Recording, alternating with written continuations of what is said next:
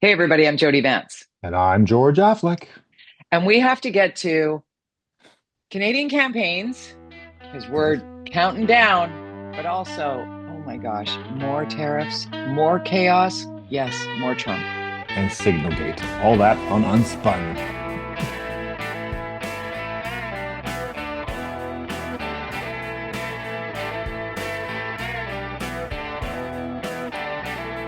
Hey, where do we start? I mean, another slow week of news, everybody. And certainly on the spin side, lots to talk about on Kick us spinning. off. Kick us off. Which one? Put I your finger on mean, the dartboard. well, let's Where? start with, the whole signal, texting war plan Okay. lies. It's like there's so many parts to that. World security, guys. The greatest superpower on the planet at one time, certainly one of the most powerful countries on the planet, the Hmm. one that's a democracy versus the ones that aren't, has basically created a group chat on an app where they accidentally added a journalist, a very high level, by the way, at the Hmm. Atlantic. Goldberg is his name. He Hmm. accidentally added to the group chat. This is for people that are living on podcasts. Thank you for watching and listening to our podcast. We love that. And we're not dissing podcasts, but if you have tuned out of the news, you've missed quite a story. Because you know what it just gets me, George, is when this signal gate started to unfold and the denialism and the lying of like outright, like don't believe what you're seeing, but Hmm. instead listen to what I'm saying. And then I went back a number of years to her emails. Like Comparatively how, to, oh to my God, Clinton's emails. Yeah. what? So there's three communications from a spin point of view. First of all, okay, let's talk about the app in government and having been in government. There's very strict rules. We had in BC, local when we had triple delete gate or whatever we called it, where there was That was Christy Clark, right? Christy Clark and they're deleting emails. And then, of course, government, we've had lots of even locally, like municipal governments where they're using private emails and they get caught. And I know that a lot of politicians use WhatsApp here to talk to each other as a sharing, information platform Because it's because encrypted. it's encrypted, but also there's no platform.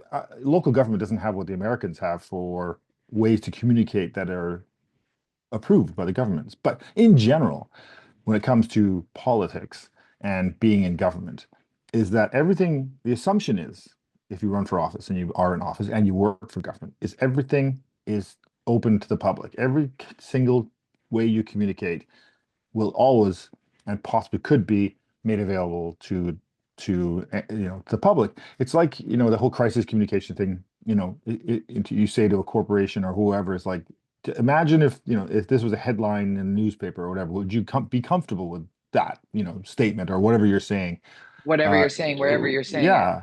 And Yeah. that goes with, so when you're in government, you generally, when you're sending emails, I mean, I was very strict about this stuff, you don't send emails that are full of information because you either you talk about them in the public or you don't talk about them at all or I was going to whatever it say might there's a be. lot of coffee in your life, George. There's a lot of meeting for coffee, or There's a you lot of follow people who up do on that. phone Yeah, calls, phone calls. phone Yeah. calls, the most But encrypted. it's like, can you put that in writing for me? No.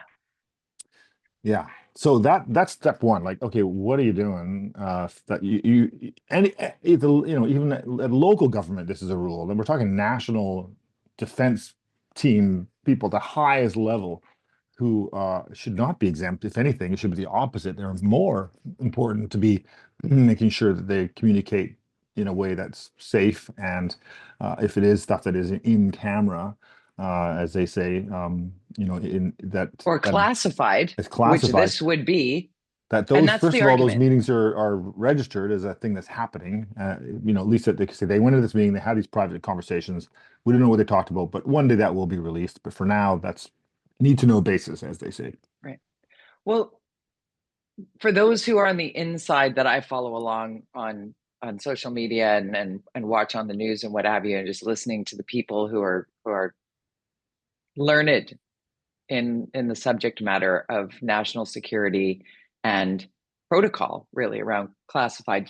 documents and classified communications, which a war plan or attack plan or whatever the hell you want to call it, that's spin too, because it was a war plan and now it's an attack plan. It's like, doesn't matter. There are soldiers at the other end of that. There are people that are put at risk that, you know, the livelihoods of these individuals. Like if you're a service person who all of a sudden you've got like, you know, Pete Hegseth and Jody Vance and, you know, Mike Waltz and all of these people who have these huge titles and massive responsibilities where they replaced lifelong nonpartisan experts in those fields. You know, Pete Hegseth is a Fox News weekend host. Like, I could not be the leader of the Canadian defense. Like, I don't know enough, even if I studied super hard.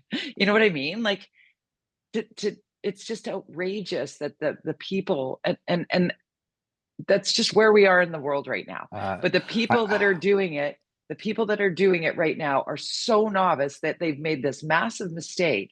It is a massive mistake. It's a breach of a security breach. It's a classified. Somebody should be fired. In any other situation, somebody or many would be fired or reassigned. And here we are, where it's just everybody sitting. I think were they not in the House or Congress, whatever, sitting there and testifying, going, yeah, I don't really know what was in that. You know, Tulsi Gabbard going, yeah, I don't really know what they were saying. I know, that's the second thing. It's like, it's right here. That's the second thing. Okay, so first there's the app, which is, you know, from a, you know, point of, you know, not permitted, shouldn't be doing it. Second, blatant lies in the House, like we're looking at it. We all, and then of course the Goldberg releases the full stuff after, you know, he didn't do it before because obviously security. Right. He releases it, and there's all the details. He's like, guys, hi, somebody added me to this chat. Somebody should manage it. Yeah.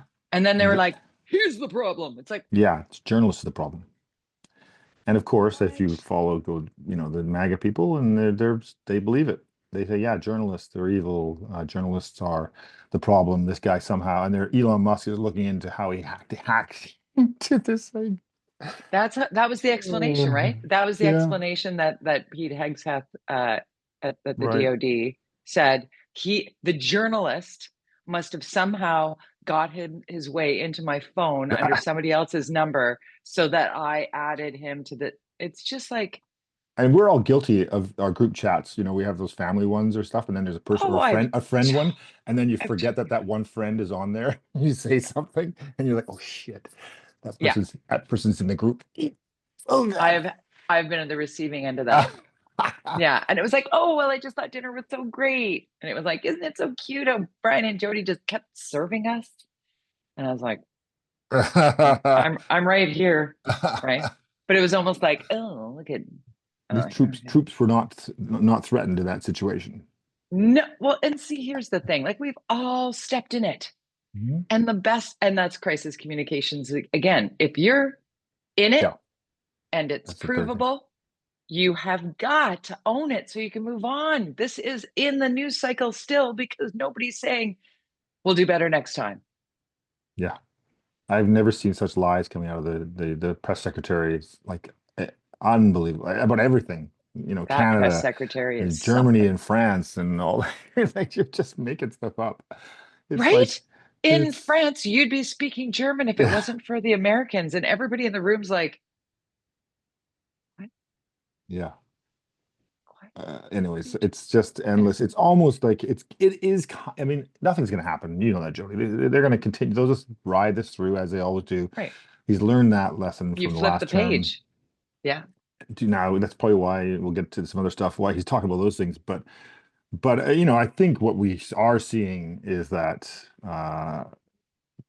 I think most people are looking at America as a bit of a joke more than anything right now. I think they're just not taking it seriously. I sent you an article this morning that was sent to me by one of our viewers, listeners, Keith Morgan, who was about the tariffs in the auto industry, and they're just basically going, you know, whatever. Let's back that up just a second, because if you haven't been paying attention, yesterday, right? It feels like a year ago, but it was just yesterday. An executive order was written by US President Donald Trump, uh, implementing, as threatened, tariffs on all auto parts and vehicles. And now they're actually talking about being more surgical and strategic about the parts piece, because somebody went, oh, we can't make cars in America without Canadian and Mexican parts. Mm-hmm. So Mm-hmm. there's this, the chaos has begun though. We're back to a month ago when it was like 25% on everything. Oh, wait. Oh, hold on. So what's interesting about the article that you sent me, and it's really worth a read, we should post it with our podcast when we put it up later today, because it basically summarized says Canada's not going to just react to these incoming, because the tariffs will be hitting on April 2nd, right? So that's not until next Mm-hmm. week.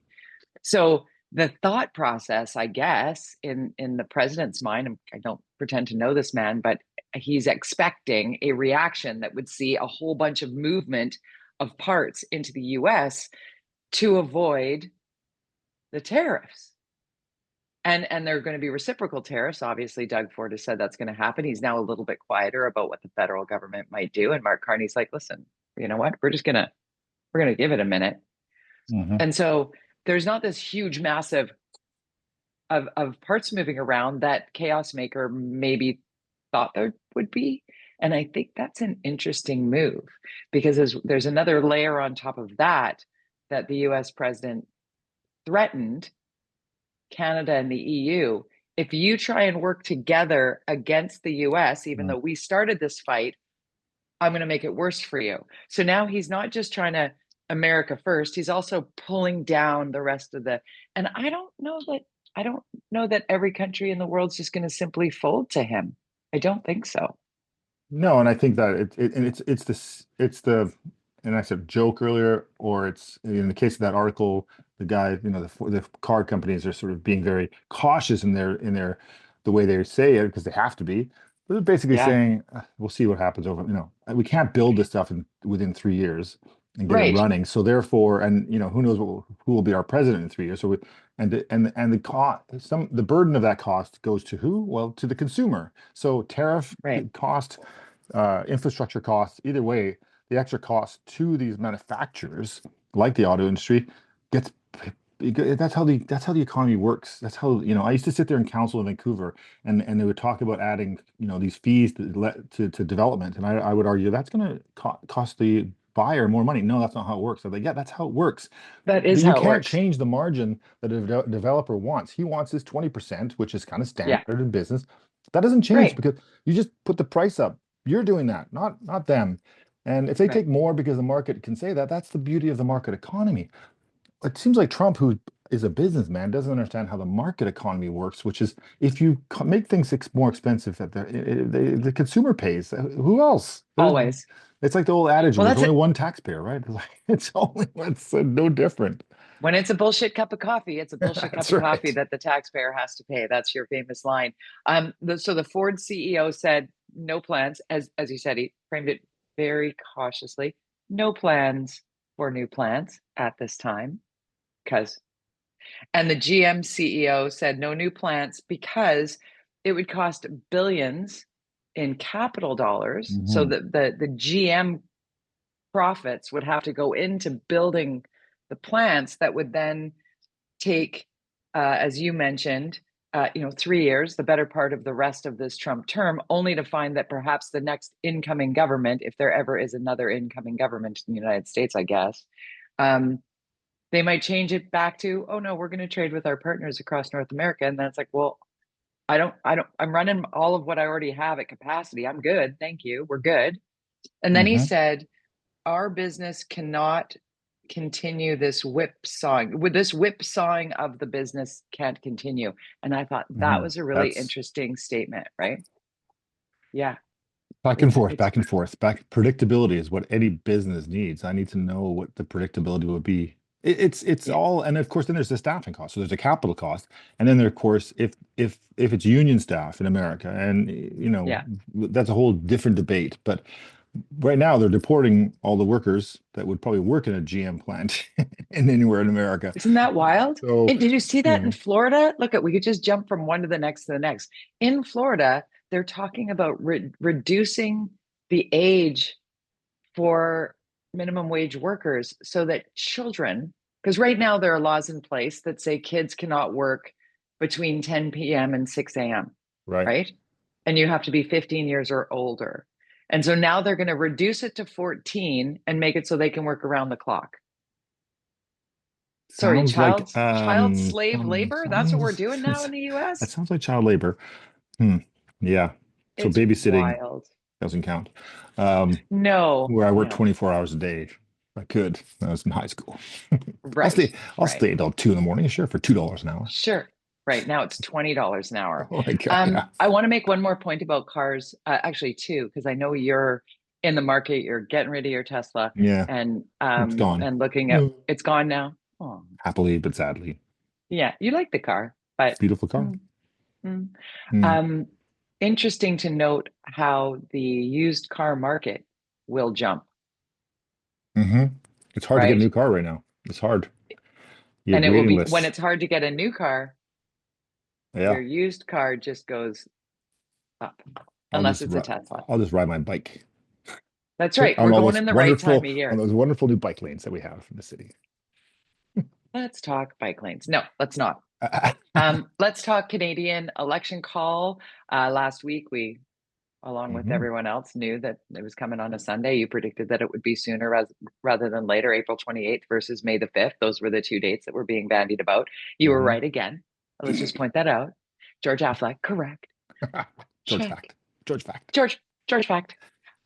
Okay, so let's talk campaign and polling and what have you, and the bots that are super active. Wow, they are everywhere. It's an explosion of They bots, You and can see it when there's all these people responding quickly to some, say Carney will tweet something and then suddenly there'll be all these negative things. There's no way all these people are real.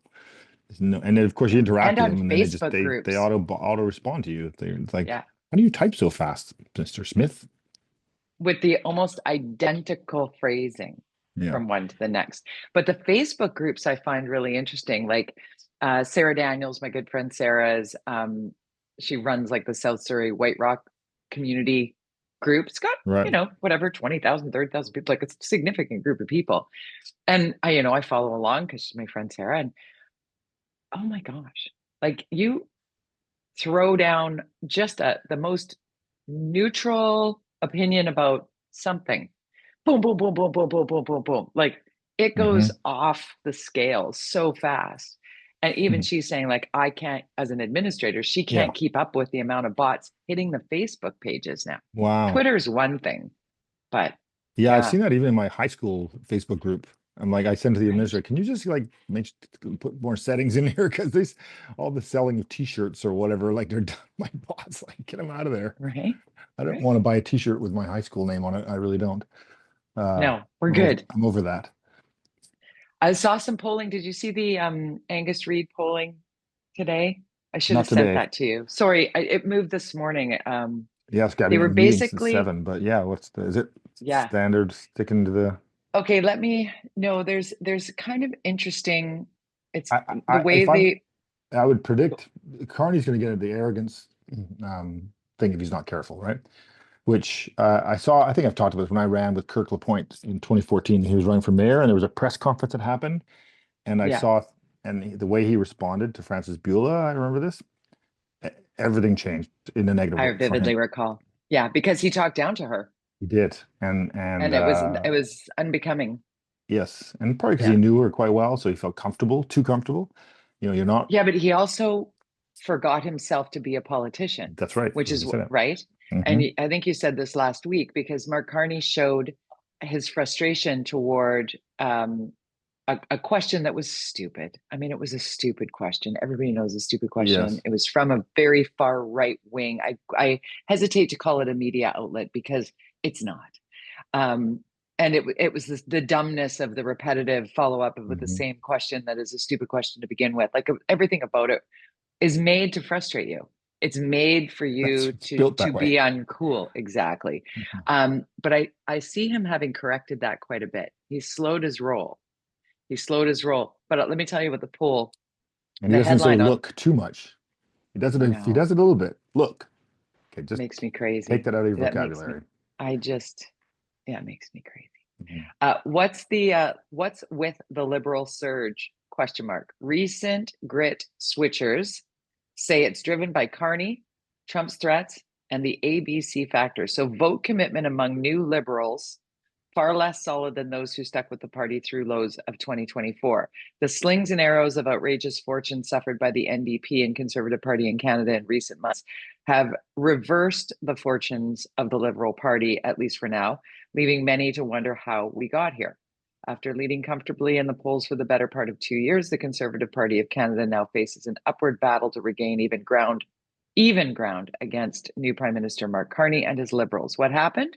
New data from the nonprofit Angus Reid Institute provide some answers to these questions. Asked what their main reasons have been, voters who have switched to the Liberals since the beginning of the year, more than half, 56%, say they're motivated by the new leader, Carney. About the same number who also say US President Donald Trump's threats have pushed them to support the incumbents. 3 in 10, 30%, say they believe the Liberals are the best way to prevent a conservative government, and this is one of the driving factors. Mhm. So, but among these switchers, the largest group say they were formerly supporting the NDP. 35% said that they were formerly supporting the NDP. The NDP has had like full plummet from the sky splat, while slightly fewer have jumped from the CPC, 29%. A significant portion, 16%, were undecided, while importantly, 12% were Bloc Québécois voters and have improved the Liberals' chances in Quebec by their decision to swap. Mhm. So some pretty big, not just we didn't like Trudeau and now we like Mark Carney, right? Like there's some more to this Mhm. that is moving the ship this way, that is leaving Pierre Poilievre's, axe the tax, Canada is broken over here, right? Yeah, Thoughts? he's definitely his speaking style is not resonating the way it did in the previous iteration of whatever we were living through before all this chaos Right. began. Oh My my God. prediction, my prediction for 1 year today, you want to hear it? Yes. If the Conservatives lose, is Doug Ford will be the leader of the federal Conservatives and Charlie Angus will be the leader of the NDP. Are you writing that down? I am. Put it on the fridge. I am. That's what they do March here in my 27th. my house. Oh, Dad's got March a prediction. 27th Let's put it on prediction. the fridge. Oh, do you? I will. I will put it right over there. I would say that would be a likely. I mean, I think anything can happen. I don't think we should underestimate the Conservatives and the No. youth vote is still very solidly towards the Conservatives, strangely and weirdly, like.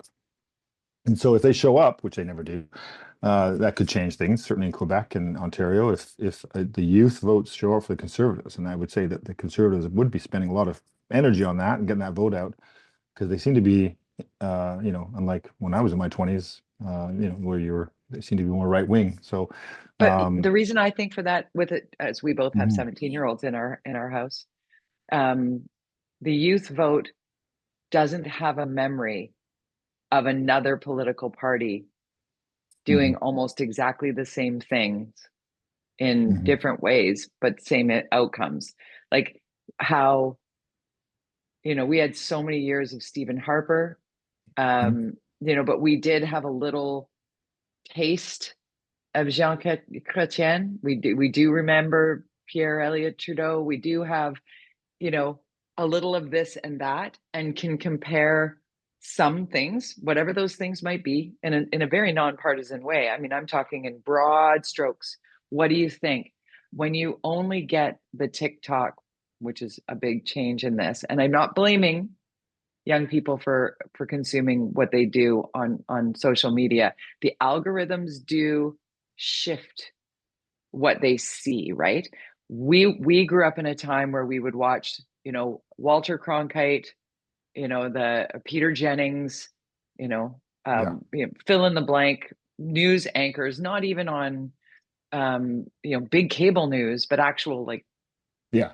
It was traditional a family terrestrial. event. You would, Yeah. you know, And you'd read the newspaper, right? yeah. You read the front page of the newspaper, you'd look in the business section, you'd go to the sports section, then you hit the comics, do the World Jump Bowl, you're out, right? Like, whatever. I miss those olden days. Yeah, right now the algorithm for me on TikTok is name this song in one note. That's all Oh, I'm getting now. really? I love those things. I'm like, yeah, that song. I used to love Name That Tune. Yeah, Dun, and then people would get it. yeah. No, I'm pretty good at it. Amanda and My I like having. algorithms, all spring flowers and positive quotes because I speak into my phone every Ah, morning. Show me all the peonies, show me the cherry blossoms. And then I get all those. Anyway, nice. In fact, um, that's what people should be doing. yeah, Thinking about that. Let's keep these things. We talk about politics in this show, obviously, and I follow these things, and we appreciate people who listen and watch us to yeah, potentially as one of their main sources of information. And we try to be unbiased. We talk about both sides all the time on the spectrum of politics, but it's also important to have your fun, smell the flowers, play the one note challenge, things like that. yeah. But then we got to go back to Danielle Smith. Can we talk about this for a second? Because I mean, there's Mhm. politics, like there are politicians who, on because somebody is going to be like, oh, you're a snowflake and you're going to vote for so and so. It's like, I don't vote how I vote, but I guess, sure. But I watching Wab Canoe this morning, Mhm. the premier of Manitoba. What a speaker! What an individual, uh, speaking to his constituents in a way that seems to be resonating and so impactful and connecting. Beyond the fact that he's an Indigenous man, like The beyond the next, by the way, the next liberal leader will be next the next liberal leader will be him. after Charlie Angus. No, no, he'll be liberal. He'll go liberal, I think, Oh, he'll federally be liberal. I thought, okay, because so he wants to be prime Doug minister. Ford, So conservative, in Charlie the Angus, for the interim liberal, NDP, and after Carney's gone, it'll be the Ang- how do you pronounce Wab his name? Canoe. Wab Wab Canoe. Canoe. Yeah, he's great. He'll go Wab liberal, Canoe. and he'll be But prime Danielle minister. Smith. Okay, so I've always just like, okay. There's been from her anti-vaccine sort of narrative to, you know, while every other premier, conservative, NDP, liberal, or green have all sort of bonded, come together, and tried to have a united voice. She's over here, going down Mhm. to Mar-a-Lago and doing, and it's like, okay, I mean that, oh, I guess, okay. Um, but Breitbart, like Her going on room, her Breitbart, room, and her room is very small that she listens to. yeah, When she but when she I reads the guess, room, it's literally her and her five oh, I get it. friends. I get it. Yeah, she's And then not she goes on Breitbart and says that she advises President Trump the world's to hit greatest pause, misogynist, whatever. right? Is he ever going to listen to a woman? I like, if anything, that works against it. He's like, oh God, if this woman hates it, let's do it twice, three times on Sunday. Like, I just, yeah, her room is very small. Well said. It's this big. Just but what drives me talking about misinformation about how much we as Canadians have contributed to Alberta over the last certain long period of time, including transfer payments where their economy was suffering, and we all contributed Yeah. to keep them afloat. And Yeah. we built a pipeline for you. We paid for that as Yeah. taxpayers for you to export your oil to the world Yeah. and through Vancouver. Hello, which is complicated in itself to get a pipeline through this province. But the federal government purchased the system, built it, and launched it, and now it makes a lot of money for all of us, but Yeah. especially Alberta. It's just this arrogance about how Alberta is, its own entity, and it's like it doesn't work like that. It's not. That's the beauty Doesn't of work like Canada. that. As a federalist myself, that is the wonder of this country. If we're all, Yes. and I look forward, I hope Carney can pull this off if he becomes, again, the next prime minister of this election, or whoever becomes the next prime minister. This trade barriers between provinces is so ridiculous. Oh my Like that we gosh. have, like get rid of them. I mean, enough of that. That, Can Ontario that we're please enjoy BC wine, please? Can they that have a we're bottle still of Burrow talking about Owl, it. please? Yeah. Like, come That we're on. still in the situation that already hasn't been like ripped off like a bad band-aid. Like one of those bad band-aids that if you let it sit there, it's going to be the one that's floating in the swimming pool, right? Like let's Mhm. just take it off and put it over there. Yes. and make doing business in Canada easier for Canadians to do. It's not hard. And Like, yes, you know what? Protect PEI potatoes. That makes sense, right? You don't want to mhm. crush the potato market in PEI. Have some common sense. But again, that bottle of wine in BC going to Ontario, like, come on. There are things that can be just opened right up, and then be mindful about what smaller economies need to continue to do well and thrive.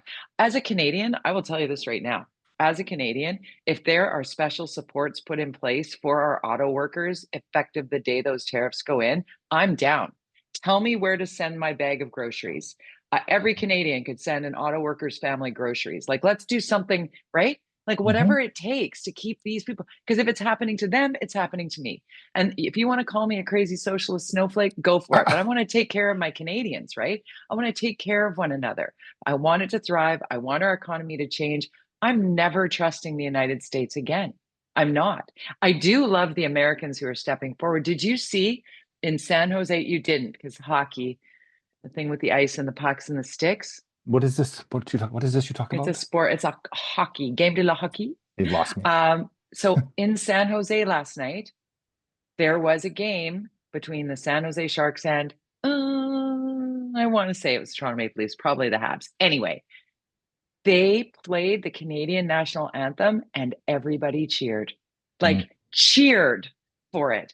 I want more of that from my American friends. I want Yeah. to hear you. I want to see you, because I know that like 60%, maybe even 70% of Americans Yes. There are many people who don't hate vote in this. America, Yeah, they hate this though. but the minority can take over if you let it, Yeah, and that's what's happening down there.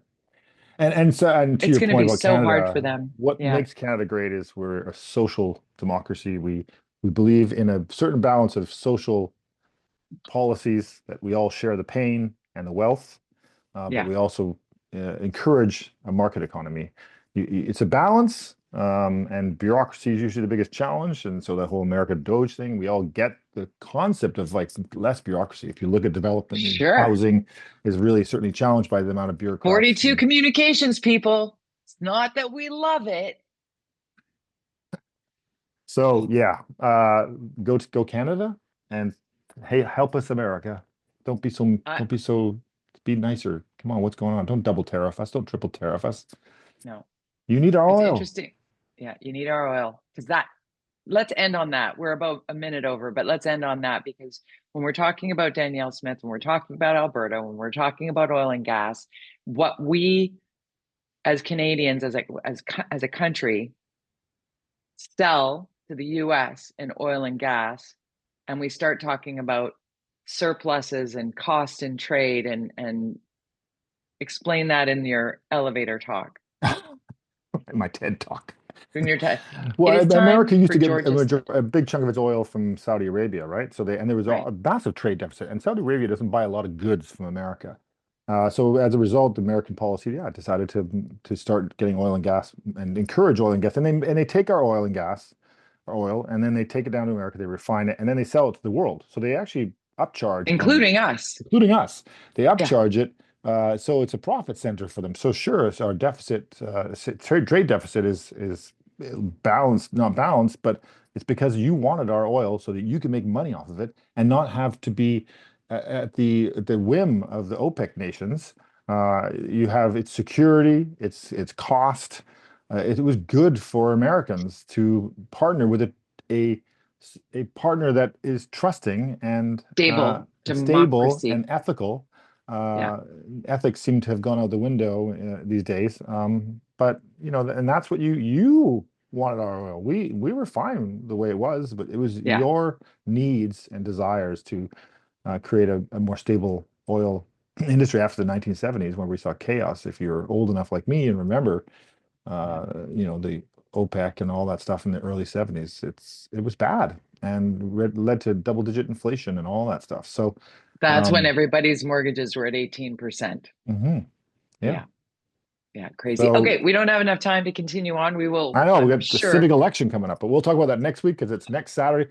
You can vote. I don't know when the actual advance polls are, but if you have It in started Vancouver, we have yesterday. 2 councillors running, 2 council Yesterday positions. at advanced polling at City Hall, because they don't have polling stations everywhere, just at City Hall. It was yesterday. I think there was a record turnout yesterday for these seats. So it'll be really interesting. Of course, trying to replace empty city council seats, which could shift the balance of power at City Hall. So it could be really interesting. So we'll do that here on UnSpun Podcast. UnSpunPodcast.com is where you can find us to like and subscribe. As you know, we read our comments. George just mentioned a couple of you on this particular program. You can find George at George __Affleck at George _Affleck on your Twitter, George Affleck everywhere else. I'm at Jody Vance, Jody with a Y, at Jody Vance on all your social media outlets. Please be kind out there. Everybody's really stressed out. If you can, pick up a paintbrush, maybe do a little doodling. You don't want to see my face. I do, actually. I do. Say goodnight. Bye.